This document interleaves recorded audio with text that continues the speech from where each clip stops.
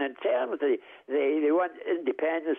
They talk like Nigel Farage, only instead of Brussels, there's the bogeyman, it's London. Well, I was making that. I'm on tour at the moment, Carl, Just Say No.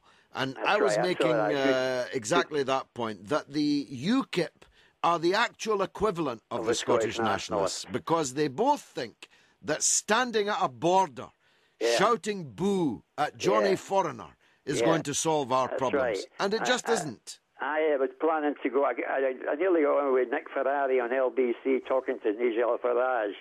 And I planned to tell them that one was the most famous Swiss, that's Nick Farage, Senor Ferrari, and almost the only famous Belgian.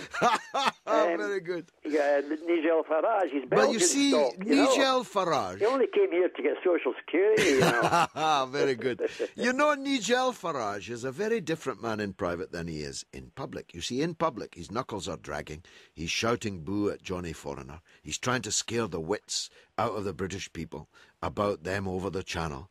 But actually, he's a bon viveur. His wife is a European continental. He's an expert on the finest European red wines. As you know, I don't myself partake. He's a common man as well, you know. Yeah, but in fact, he's very different in private. We sat with him after question time, and he went through the wine list with the maitre d', with the aplomb of a man that spent years in the European Parliament picking up very, very large expenses. Educated at Dulwich College, another private educated.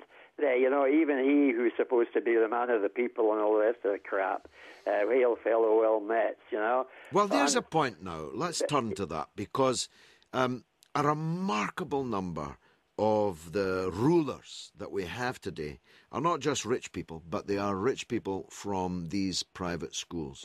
Now, just for the listeners that are listening to you for the first time, and it won't, I assure you, be the last if you can hang on in there, Carl, till we get this station, you'll have your own show on it. But for the time being, just because regular listeners will know all this, but I think it's worth rehearsing.